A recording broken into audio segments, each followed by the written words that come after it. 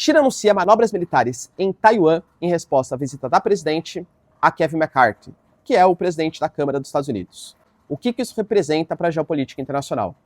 Documentos americanos ultra sigilosos foram vazados nas redes sociais e o New York Times coloca isso como a principal vitória da inteligência russa desde o início dos conflitos.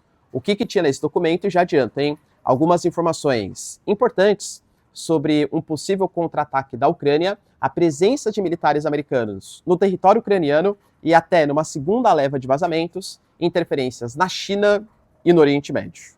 Ucrânia anuncia que recusa a proposta de Lula pela paz, alegando que não negociará 1 centímetro de terra. O Lula deu algumas declarações um pouco polêmicas, vamos ver aqui já no vídeo. E para finalizar, pessoal, mais dias aí de tensão, né? Mais momento de tensão, graças à incursão que Israel fez à mesquita de Al-Aqsa e a resposta que o Líbano e a faixa de Gaza deram para essa questão. A gente vai ver, inclusive, vou dar uma sugestão para vocês de fontes, né, para você analisar os dois lados, as duas narrativas. Se vocês querem entender um pouco mais sobre esses assuntos, e muito mais também sobre geografia, geopolítica, atualidades, política, polêmicas, enfim, tudo para você se manter sempre bem atualizado, já se inscreve no canal, deixa seu like, compartilha esse vídeo, que eu, professor Ricardo, conto muito com a sua ajuda. Belezinha? Pessoal, para quem não me segue no Instagram, hein, @prof_Ricardo Marcílio, me segue lá. E caso você queira ter acesso ao curso mais completo de Geografia, Geopolítica e Atualidades da internet brasileira, pelo preço mais competitivo, pessoal, tenho certeza que vocês não encontram uma coisa mais barata e mais completa. Tem aula ali, pessoal, resumos mensais com tudo o que aconteceu no mês de mais importante, tanto do Brasil quanto do mundo. Tem também, por exemplo, aulas sobre Nicarágua, sobre questão de Taiwan, Nagorno-Karabakh, conflito das coisas. Tudo que você possa imaginar tá lá na plataforma, tá? Pessoal, muito baratinho, tenho certeza que vocês não vão se arrepender. Tamo junto? Link na descrição. Bora lá pro vídeo então, pessoal. Seguinte, hoje a gente teve algumas notícias impactantes. Primeiro, a China anunciou exercícios militares no Estreito de Taiwan. Lembrando que a China considera que Taiwan não é um território autônomo, então a China fala que nem é um exercício em outro país, é um exercício no território chinês. Taiwan alega, claro, que na verdade, não é que eles são independentes, eles são a China de verdade, né? Tem aula completinha, pessoal, na plataforma, tá bom? Mas é uma coisa um pouco complexa, que vem desde 1949, da Revolução Chinesa, quando o Kuomintang, o Partido Capitalista, fugiu para a ilha, né? Para a ilha de Formosa, porque eles alegavam que a China continental, liderada pelo Partido Comunista Chinês, tinha dado um golpe, então o Kuomintang, Taiwan, seria a China real. Claro que o Partido Comunista Chinês não concorda com isso e considera Taiwan como a ilha rebelde. Fato é que fazer relação diplomática com Taiwan para a China representa estar legitimando um movimento separatista, que a China não concorda.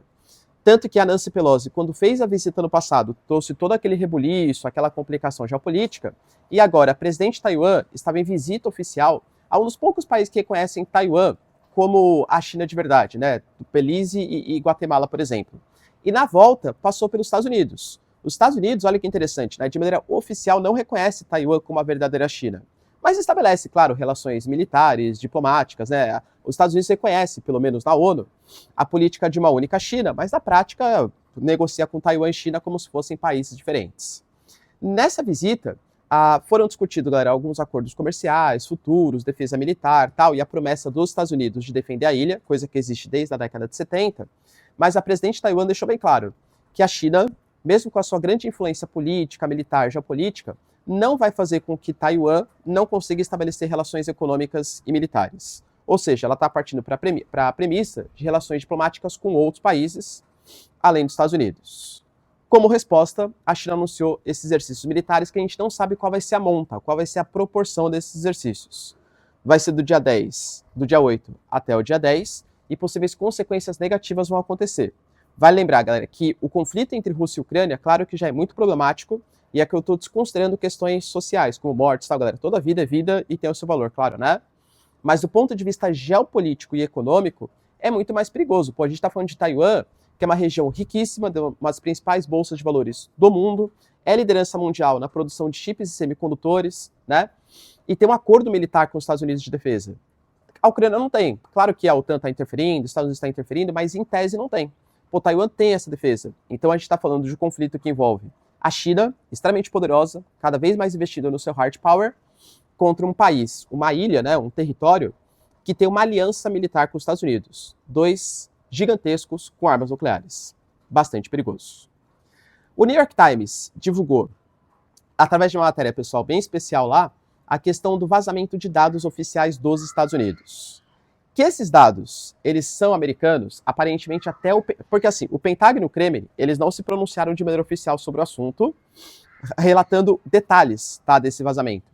Mas o Pentágono, através de declarações da sua porta-voz, inclusive, deixou claro que eles estão investigando para ver exatamente o que aconteceu, porque possivelmente alguns dados ali eles são reais.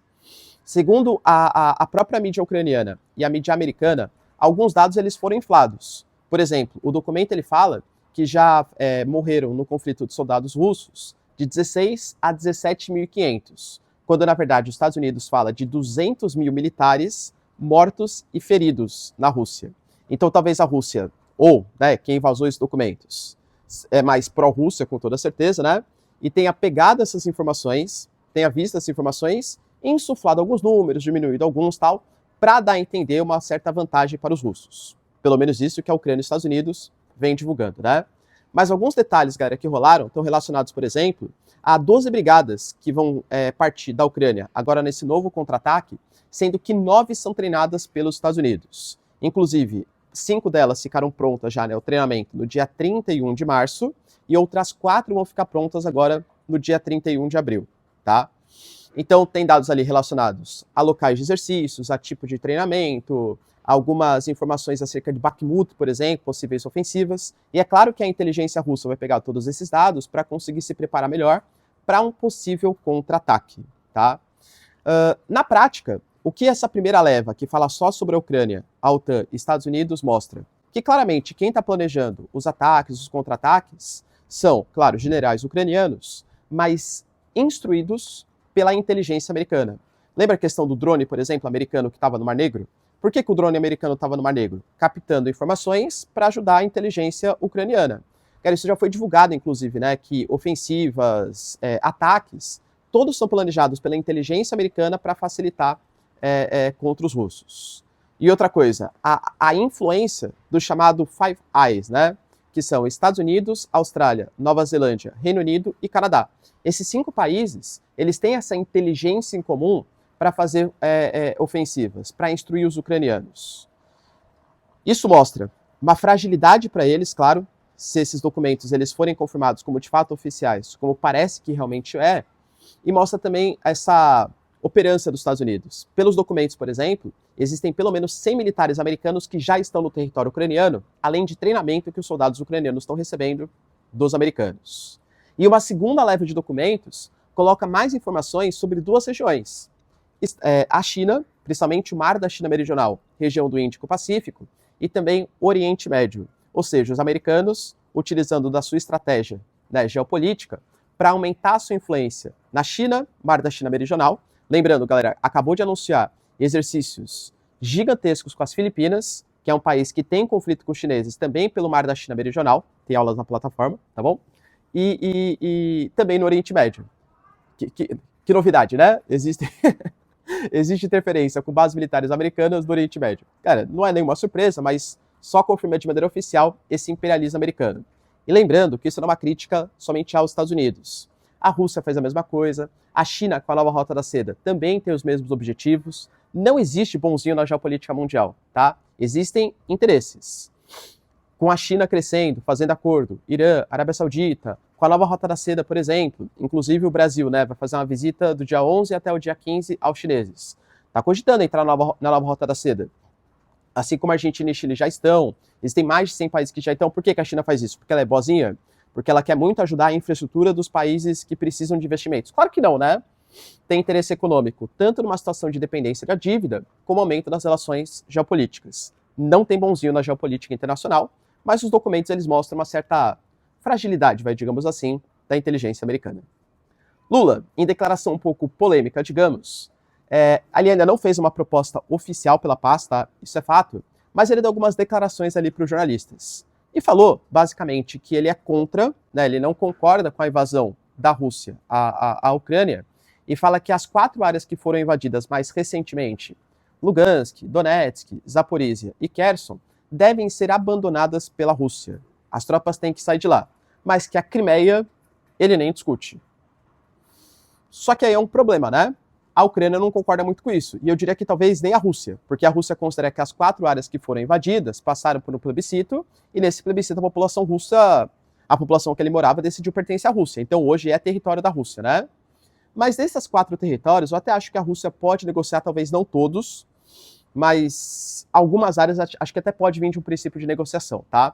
Lembrando que o Brasil, na visita à China, também deve discutir essa questão da paz, e quando o Lula voltar, ele vai se unir com o Sergei Lavrov, tá? O ministro das Relações Exteriores, aqui no Brasil. Só que a Ucrânia respondeu. A Ucrânia não negocia o território de maneira nenhuma e que amenizar algum tipo de relação com o agressor, aceitando ceder territórios, isso não faz parte de uma geopolítica ucraniana interessante, inteligente. Porque ceder territórios aumentaria a influência da Rússia. O que a Ucrânia quer é armas. E, cara, a gente pode até partir para uma geopolítica mais interessante a partir disso, né? Porque, claramente, os Estados Unidos podem usar a Ucrânia como uma espécie de base militar, influência para minar os russos, o avanço dos russos, tá? O Lula falou, né, que o Zelensky não pode ter tudo o que ele quer. Pegou um pouco mal, claro, para os ucranianos, tá? E lembrando que Rússia e China vêm se aproximando também do Brasil um pouco mais, né, com a visita e tal, e até a questão da carne, por exemplo. A carne recentemente do Brasil, né, lá no Pará, teve o caso de vaca louca, e a China tinha anunciado a redução das importações, né, as sanções, e a Rússia também. Os dois voltaram a comprar numa demonstração de proximidade com o Brasil. E para finalizar, galera, aqui o nosso vídeo, depois da recusa, né, da Ucrânia em aceitar as palavras do Lula, o conflito entre Israel e os palestinos. É uma questão muito polêmica, porque são 2 narrativas muito diferentes. E aqui eu deixo até uma recomendação, galera, bem legal, que é um cara super inteligente, que já participou do Serviço de Inteligência de Israel, do Exército de Israel, inclusive, né? Que é o André Lajet, tá? É um cara super inteligente, perito em geopolítica, principalmente do Oriente Médio, e que ele defende mais a causa israelense, vai até por entender mais, né, da causa israelense. E ele fala que, na verdade, o que aconteceu na mesquita de Al-Aqsa não é que os israelenses estavam proibindo celebrações, tal. Inclusive ele disse que os israelenses permitiram celebrações dos palestinos por conta do Ramadã, tal, na mesquita de Al-Aqsa. O que acontece é que o Hamas, tá, e o Hezbollah e a Jihad Islâmica, inclusive financiados pelo Irã, eles fizeram com que os palestinos, com que membros ali, né, do Hamas, fechassem a mesquita e impediram pessoas de saírem e de entrarem, tá? E começaram a fazer ali celebrações contra o Estado de Israel, tal, essas coisas. Então, por isso, Israel foi lá e atacou a mesquita, com mais de 350 tal, de pessoas feridas, tal, e mortas. Quando você pega o lado palestino, eles falam que, na verdade, não tem nada disso. O que eles foram fazer é defender ali, eles estavam realmente celebrando, rezando e tal, e o exército israelense, até por conta, né, de uma coalizão, de um governo hoje, muito mais belicista, com Ben-Gvir, Benjamin Netanyahu, tal, muito mais anti-palestino. Outras ações na Cisjordânia e na Palestina já mostraram isso, de fato, né? Resolveu parar uma celebração, numa mostra de quem manda na região. Pessoal, quem tá certo, a gente tem que esperar um pouquinho, né, para ver realmente o que de fato está acontecendo. Mas fato é que por conta dessa entrada, isso autorizou, entre aspas, manobras mais fortes do Hezbollah no sul do Líbano, da Jihad Islâmica e do Hamas. O Hamas atirou foguetes contra posições no sul de Israel, principalmente, e o Hezbollah atirou em posições principalmente ao norte de Israel, tá? Ali do Líbano. Como resposta, Israel também já fez novos ataques e a gente teve alguns atentados acontecendo, tanto em Tel Aviv como também a morte de judeus na Cisjordânia. Ou seja, segundo Israel, né, tudo isso foi totalmente planejado pelos iranianos, que em recente acordo com a Arábia Saudita, com interferência da China, inclusive, né, considera que Israel hoje está num momento perigoso, delicado do ponto de vista militar, com problemas relacionados à reforma do poder judicial, os militares cada vez mais se recusando a fazer treinamentos, tal, com uma resposta a uma possível ditadura agora, com essa reforma do judicial com o Benjamin Netanyahu, e está aproveitando esse momento de fragilidade, instigando com que os judeus respondessem de maneira violenta para os palestinos justificarem novas agressões. Tudo isso financiado pelos iranianos. Será, galera? O que você pensa? Quem que você acha que está certo aí? Os palestinos? Realmente todos estavam somente rezando e os judeus oprimiram a reza ali? Ou não? Na verdade, foi um plano do Irã. Deixa aí nos comentários que eu quero saber a sua opinião. No mais, galera, se vocês curtiram o vídeo, tamo junto. Ah, também, né? Cenário diferente aqui, tá? Já volto pra casa logo menos, tá bom? Pessoal, espero que vocês tenham curtido o vídeo. Tamo junto, beijos, abraços e tchau, tchau.